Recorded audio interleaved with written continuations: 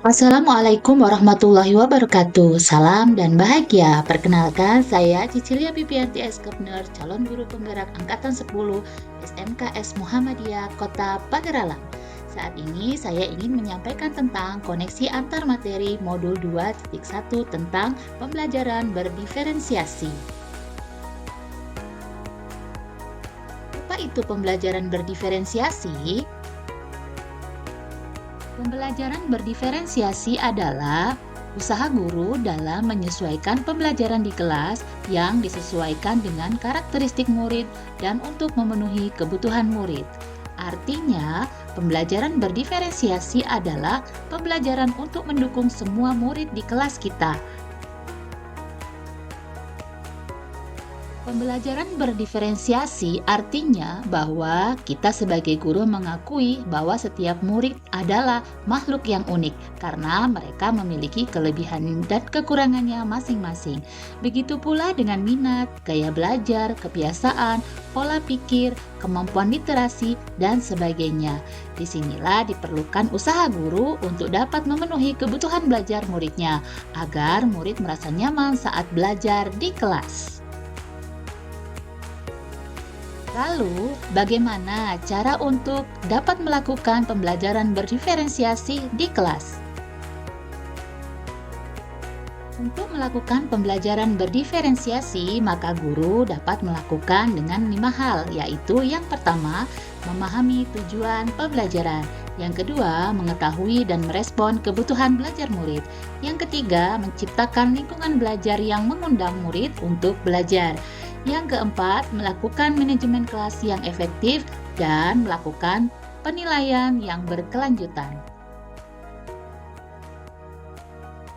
Berkaitan dengan kebutuhan belajar murid, maka guru perlu memahami 3 aspek berikut. Yang pertama, kesiapan belajar murid atau readiness. Yang kedua, minat murid. Dan yang ketiga, profil belajar murid. Yang pertama yaitu kesiapan belajar murid atau readiness, mengharuskan guru untuk mengetahui dan menilai pengetahuan awal dan menentukan apa yang telah murid ketahui dan di mana murid berada. Yang kedua yaitu minat murid. Minat setiap murid pasti berbeda-beda. Minat adalah salah satu motivator bagi murid untuk terlibat aktif dalam proses pembelajaran. Yang ketiga yaitu profil belajar murid. Profil belajar murid dapat kita lihat dari lingkungan, budaya, gaya belajar, dan kecerdasan majemuk. Kebutuhan belajar murid dapat diidentifikasi dengan cara yang pertama, mengamati perilaku murid-murid. Yang kedua, mengidentifikasi pengetahuan awal. Yang ketiga, melakukan review dan melakukan refleksi terhadap praktek pengajaran. Yang keempat, berbicara dengan guru murid sebelumnya. Yang kelima, menggunakan berbagai penilaian formatif dan diagnostik. Dan yang terakhir, yang keenam, mengetahui pengetahuan awal murid kita. Strategi untuk mendiferensiasi pembelajaran meliputi 3 aspek, yaitu diferensiasi konten, 2 diferensiasi proses, dan yang ketiga, diferensiasi produk.